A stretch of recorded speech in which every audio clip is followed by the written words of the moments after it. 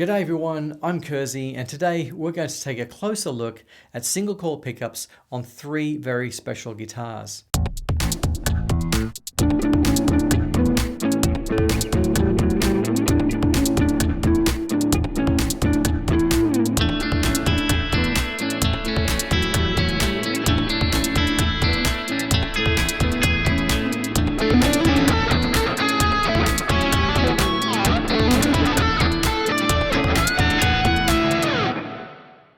There are already a lot of videos here on YouTube about pickups, but I don't think anyone has covered what I'm going to cover today, or at least the way I'm going to show you.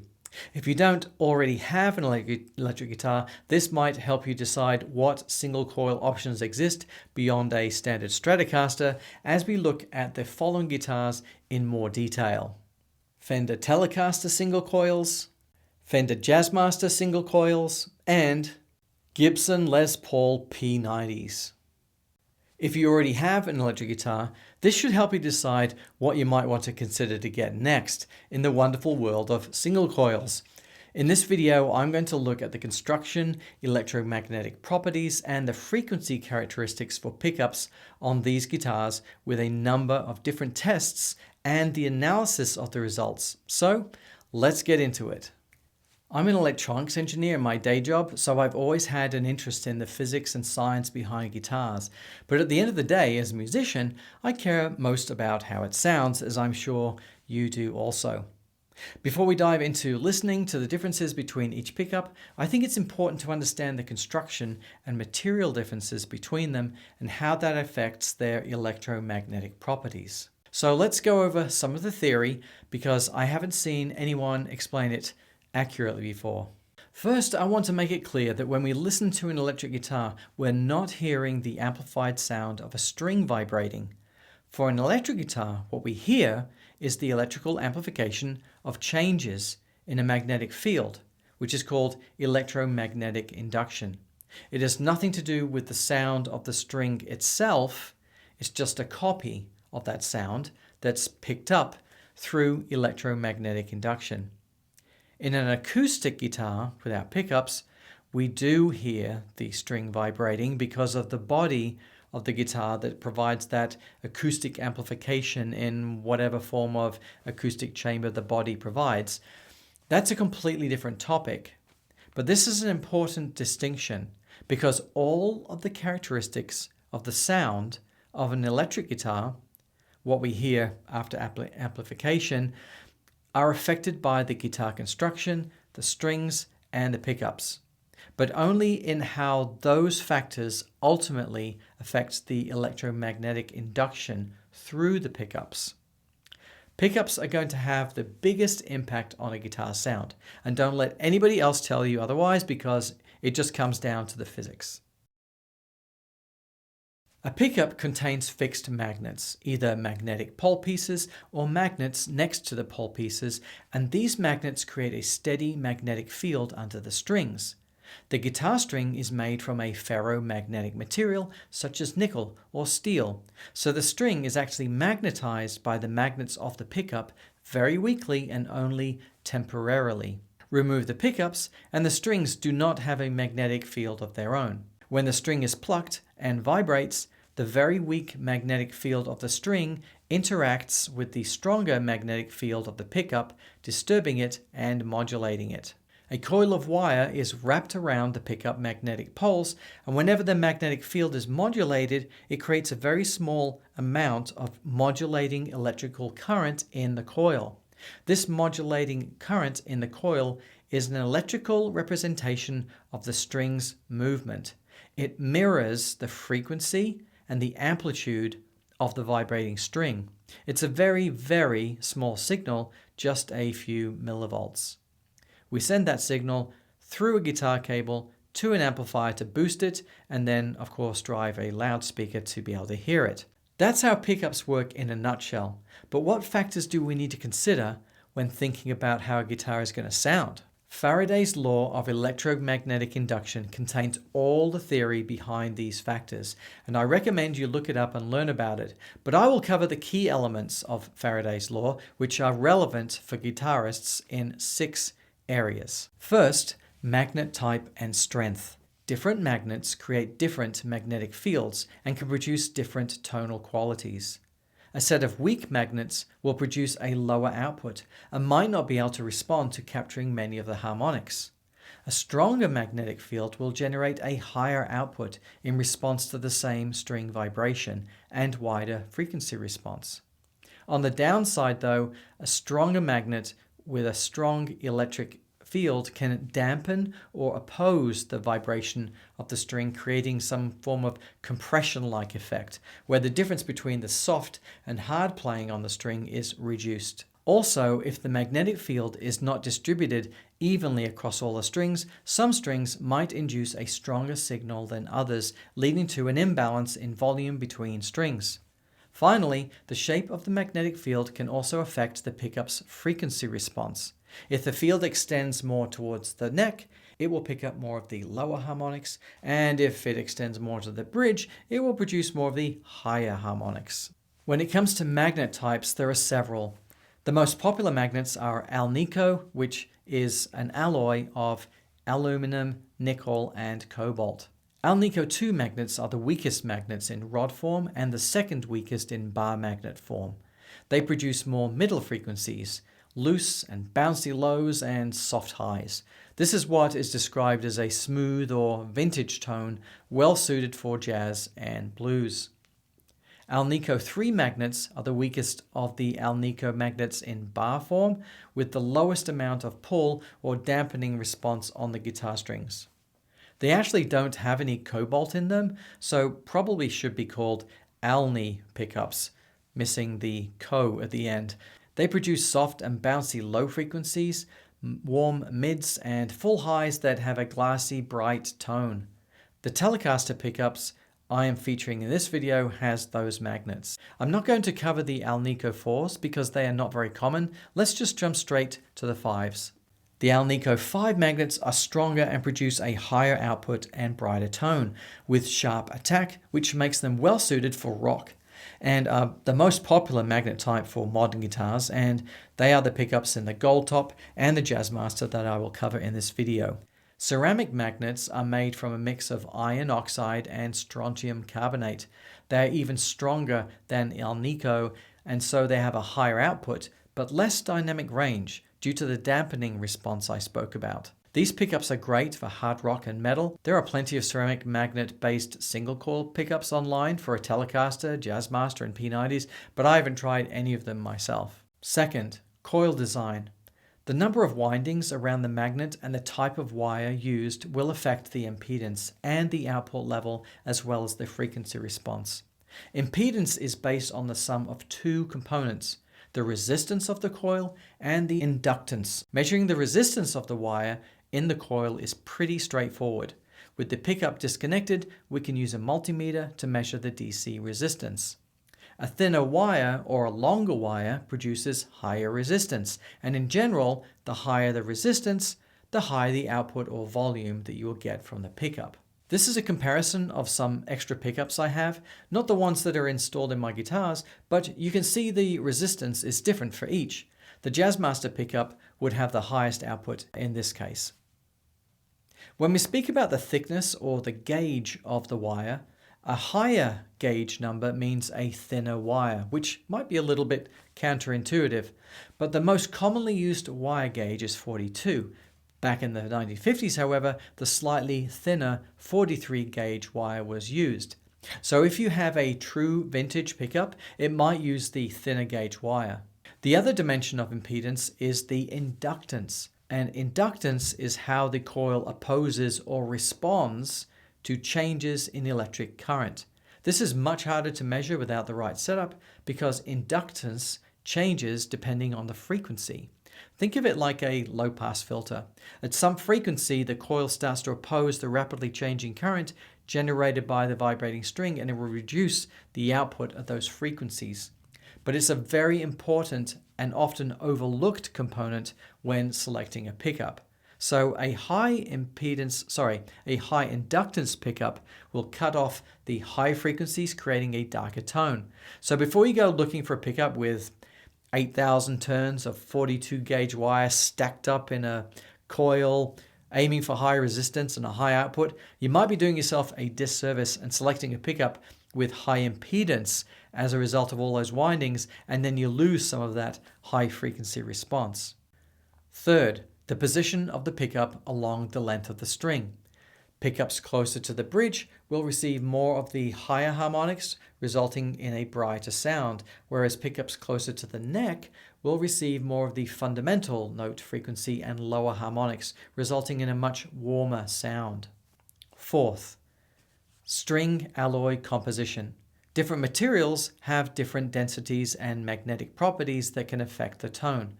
There are a lot of different types available, but here are the most well-known. Nickel-plated steel. These are the most common electric guitar strings. They have a steel core wrapped with nickel-plated steel, and they're known for their bright, balanced tone and are used in virtually every genre. Pure nickel. Pure nickel strings offer a warmer, vintage tone compared to nickel-plated steel. They were common on guitars in the 1950s and 60s and are still favored by some players for blues, jazz, and classic rock. Stainless steel. Stainless steel strings are known for their bright, crisp tone and their corrosion resistance. They're a favorite among players who want a clear, sharp tone with a lot of sustain. Cobalt. Introduced by Ernie Ball, cobalt strings are designed to provide a higher output and a wider dynamic range than other strings. They're known for their strong, clear tone with good response to both low and high frequencies, largely due to the fact they are more easily influenced magnetically by the pickups. They are also softer to the touch and make string bending easier. Polymer-coated strings. Some strings are coated with a polymer to resist dirt and corrosion, which can extend their life. These strings tend to have a slightly different tone, often described as being less bright or less raw than uncoated strings, but some players prefer them for their feel and their longevity. Nickel iron. These are designed to provide high output and enhanced mid-range frequency response for more presence and crunch. Fifth, string gauge. Another aspect that will affect the performance of pickups is the gauge of the string. Thicker strings produce a stronger signal because they have more mass and create a larger disturbance in the pickup's magnetic field and higher amplitude. They also emphasize lower frequencies, producing a thicker tone, which is obvious when you play a low E string on a guitar compared to the high E string. Another aspect of the string gauge on inductance is the sustain and the resonance. Thicker strings can maintain vibrational energy for longer, which increases the sustain through the pickups. Resonance is principally determined by the construction of the guitar, which I will cover next, but in the context of guitar string gauge, there is a subtle interaction between the two, and generally speaking, the higher the mass of the string, the more energy is available to interact with the body of the guitar.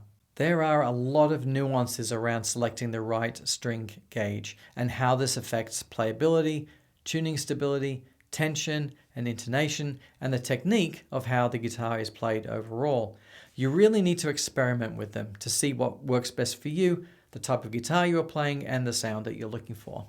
And sixth, the body. Material and construction, including the bridge and nut, can affect how long the string continues to vibrate after being plucked, and sometimes it can also affect the harmonic content. The bridge and the nut are the anchor points for the string that determine how much energy stays within the vibrating string and how much bleeds through and is lost or dampened. They are also the interaction point between the resonance of the guitar and the string. Ideally, you want to have a very small surface area under the string where it meets the bridge and the nut. This is called the contact patch, but you don't want it to be too small that it is sharp and creates an excessive pressure point that can cause the string to break. It's worth spending some time on adjusting the notches in the nut to seat the strings correctly to get the best tone. All guitars have natural resonance, which are peaks in the frequency response due to standing waves created within the materials of the body construction, such as the type of wood used for the body and the neck, the dimensions of the body and the shape, the amount of hardware attached and where it sits, and a whole host of other factors which are very subtle and will be different for every guitar, kind of like a fingerprint. This is most obvious in an acoustic guitar where you don't just hear it in the tone, but you also feel it in the vibrations coming from the body when you're playing. These resonant peaks are then transferred back into the string, emphasizing certain frequencies. I used to play the cello, and there's one note in a cello called the wolf note. You'd play a scale and notice that one note was just louder, a lot louder, and it howls above all the others in the scale. That's because the string vibration is interacting with the unique resonance of the body of the cello, and they essentially create a form of feedback. For a cello, that was very undesirable, so you make adjustments to the acoustic properties of the body of the cello to move that wolf note to sit between two notes on the scale, not right on them. So when you're playing a piece of music, you don't hear that wolf note. This Telecaster is hollowed out under the F-hole, providing some acoustic vibration in the body. Probably not very much, but some. And it will have its own wolf note, probably very subtle, maybe, I don't know, I haven't found it. But there will be a resonant frequency, just like with any guitar, and if you spend enough time with an instrument, you will get to know its unique tonal personality, which is a result of the interaction between the guitar's construction and the vibration of the strings. So if you're thinking about the performance of single coil pickups, you need to consider all of those factors, and a lot of them are interrelated, and they're also quite dependent on how you play the guitar. For example, using fingerstyle playing and plucking near the neck will reduce the number of higher harmonics produced by the string, reducing the brightness of what a bridge pickup would normally capture using a pick when you're playing at the bridge.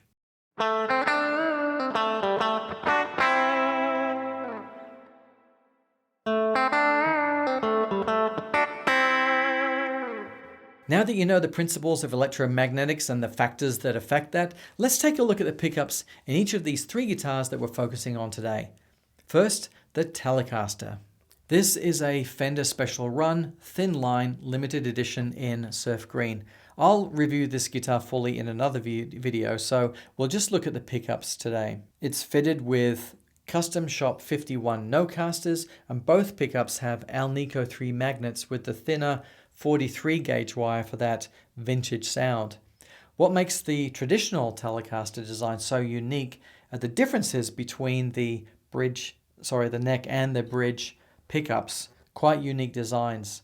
The traditional neck pickup has a chrome or nickel casing on it, making it less bright and more mellow. Under the cover are 6 Alnico 3 magnetic pole pieces which are not height adjusted. The bridge pickup is mounted on an angle to provide a unique tonal balance across the strings. With the pickup mounted closer to the bridge on the treble strings, they'll be much brighter than the bass strings. Also, the dynamic response will be different because these strings vibrate more widely in the middle compared to the bridge. It's also mounted on this metal plate and bridge, affecting the magnetic field around it and contributes to its distinctive twangy tone. Leo Fender's musical taste leaned towards Western swing and country, and this pickup was adapted from the lap steel guitars he was building at that time. The coil is wider and deeper than the neck pickup, and also compared to a standard single coil used in a Stratocaster. It has a ferromagnetic plate called an induction plate, which changes the characteristics of the magnetic field. The induction plate on this 51 no-caster bridge pickup, you can't see it, but it's tin-plated copper, giving the pickup a warmer tone than would be possible without this plate. Telecaster single coils are fantastic. There's just nothing quite like them, and they can cut through the mix in any song for many genres of music, including country, rock, blues, pop, jazz, you name it. On the downside though, like all standard single coils, they are susceptible to 50 or 60 cycle hum and other electromagnetic interference. Now let's step back several years earlier in time when the P90 was first introduced. The P90 pickup is a type of single coil produced by Gibson which came out in the late 1940s and became the standard pickup for Gibson's solid body guitars until it was replaced by the humbucker in 1957. This Les Paul is equipped with P90s, and it has a very unique tone that's very different from any Les Paul equipped with humbuckers or any other single coil for that matter. They have a wider coil, which is also flatter, and instead of having magnetic pole pieces, they are magnetized by bar magnets and are traditionally adjustable in height. This wider coil means that the pickup reads a larger section of the string vibration, capturing more of the complex overtones of the string vibration. This almost puts them between a single coil and a humbucker. The wider coil provides a rich, warm tone than what you would hear in a Telecaster single coil and are more articulate than most humbuckers. This gives them a good balance of both depth and clarity. Finally, let's look at the Jazzmaster. The Fender Jazzmaster, first introduced in 1958, features unique pickups that contribute to its distinct tonal qualities. These pickups get their own name as Jazzmaster pickups because they are different again from Stratocaster, Telecaster, and P90 single coils. Similar to the P90s, the Jazzmaster pickups are constructed with a wide and flat coil, but they do not have bar magnets or adjustable pole pieces. The poles are fixed height and magnetic. At first glance, you might think that the Jazzmaster has a wider coil, but you need to look at the pickup side on to see that just because the plastic housing is wider, it doesn't mean that the coil underneath is wider. Just like a book, you can't judge a pickup by the cover. Here is a Fender Jazzmaster V-Mod pickup compared to a cheap U-Tones P90. From the outside, the Jazzmaster looks like a wider coil, but if you pop the cover off, you can see the Jazzmaster V-Mod coil is narrower and slightly taller than the P90. You also need to be careful not to get scammed into thinking that you bought a Jazzmaster pickup when what you might have bought is a P90 pickup under a Jazzmaster cover being sold as a Jazzmaster. Take a look at this. On the left is the same Jazzmaster V-Mod pickup, and on the right is a Geiger Jazzmaster pickup. They have the same cover dimensions, but immediately you can see that the pole pieces on the Fender are fixed, where they are adjustable on the Geiger. That's red flag number 1. Flip the pickup over for red flag number 2, and the Geiger pickup has bar magnets that magnetize the pole pieces instead of having pole pieces that are actual magnets. Then, if you look at the coils, the Fender coil is taller and narrower than the Geiger coil. Just for comparison, look at the difference between the Geiger pickup and a P90. As you can see, they are very similar. Both have fixed bar magnets, adjustable pole pieces, and wide coils of a similar height. The Geiger Jazzmaster pickups are not Jazzmaster pickups. They are P90s with different plastic around them to fit into a Jazzmaster guitar. When it comes down to it then, the main difference between a P90 and a Jazzmaster pickup are the pole pieces, the coil width, and the height, and the number of windings and the wire gauge. What this results in is a warmer and mellower tone compared to the bright, snappy tone of other single coils, and tend to offer a fuller mid-range and lower end response. They're capable of smooth, mellow sounds and more aggressive, snarling tones as well, depending on the amp settings and your playing style. I just love the tone of the Jazzmaster. It's quite unique, and the special tone circuitry that you get with it just emphasizes that flexibility. Now that we've looked at the construction differences, let's compare the sounds of each. I'll play the same phrase on each guitar using the same pickup position so that you can hear the distinct differences between them.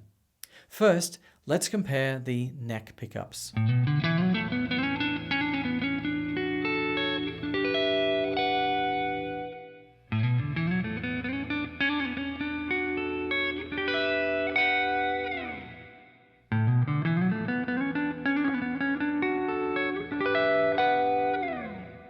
Now for the middle position with both pickups.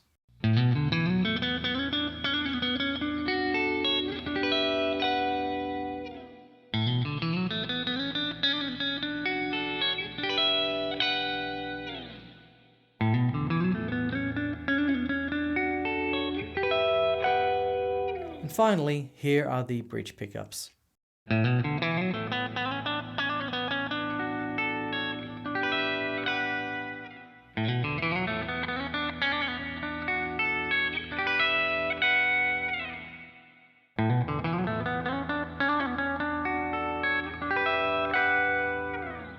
You can certainly hear the difference between these single coils in the various positions along the string.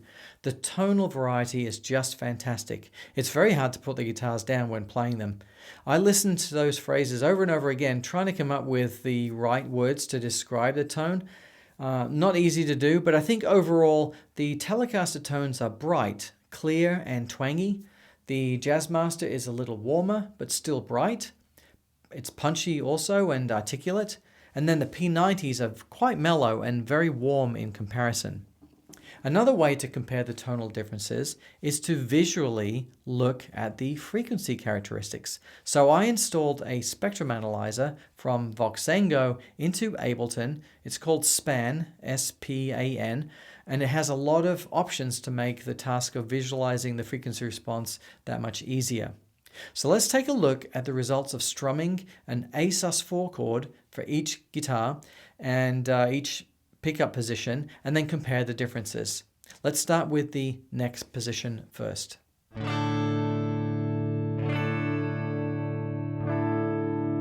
The various peaks and troughs in the frequency response are related to the frequency of the notes in the A sus4 chord, and we can expect to see peaks from each pickup at around the same frequencies. But the differences between them are in their ability to pick up additional harmonics and overtones that are present in the vibrating string. The Telecaster picks up the most overtones in the higher frequencies, which explains the very bright, snappy, and chimey response. The P90's mellow sound is obviously a result of a lack of higher frequency components, and you can also see that the P90 has some higher amplitude frequencies in the mid-range.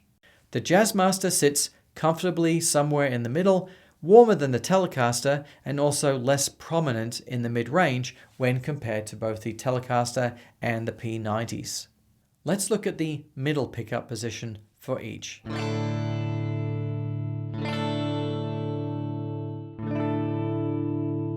With the neck and bridge pickups blended in the middle switch position, the Telecaster and the Jazzmaster pickups have very similar frequency content, which you can hear and see. I think the Jazzmaster still sounds a little more chimey, which might be related to some of the peaks in the upper mid-range. But the P90 is considerably warmer, lacking a lot of the higher frequency overtones that are present in the other guitars. Finally, let's look at the bridge position.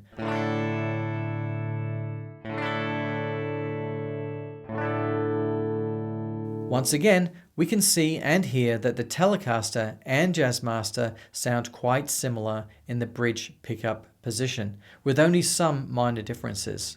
The Telecaster has a little bit more low-end punch, and there is a clarity in the Jazzmaster pickups that is harder to see, but easier to hear. One aspect that I haven't covered here is sustain. If you go back to the previous phrases that I recorded on each guitar, you might notice that the Telecaster has more of a quack to it than the Jazzmaster. The attack on the Telecaster is a little sharp, and it releases faster than on the Jazzmaster. So the additional sustain we get from the Jazzmaster makes it sound warmer than the Telecaster. The P90 has a lot more upper harmonic overtones present in the bridge pickup position than in the neck position, as we would expect, but not as much as the Jazzmaster or the Telecaster. As one final comparison, let's look at the difference between the frequency response of the neck and bridge position for each guitar, with slightly higher resolution on the spectrum analyzer, and measure the response across a melodic phrase, not just the one chord.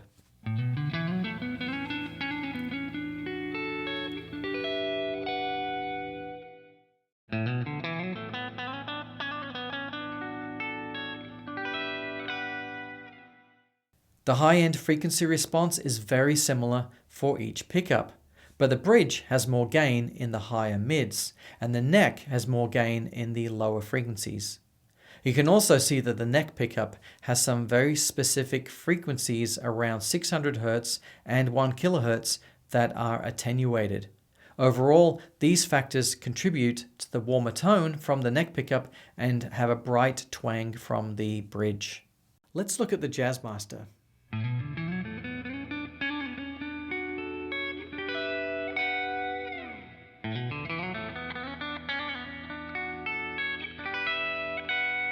This is very interesting. Both the neck and the bridge pickups provide a lot more gain in the high frequencies, with the greatest amount of articulation from the bridge pickup. You can see that there is a lot more harmonic content there, and you can hear all of that brightness in the audio sample. The neck pickup has a considerable amount of lower frequency content than the bridge, and overall has a more balanced frequency output across the spectrum than the bridge pickup. There's also a lot of attenuation of frequencies at 600 Hz and 1 kHz in the neck pickup, just like in the Telecaster. In both cases, it might be a function of the guitar phrase that I was playing and the frequency nodes along the string at those points causing less articulation. But either way, this is what we're hearing from the neck pickup in this position, and the resultant harmonic content is different in the bridge position. Finally, let's look at the Les Paul Gold Top with the P90s.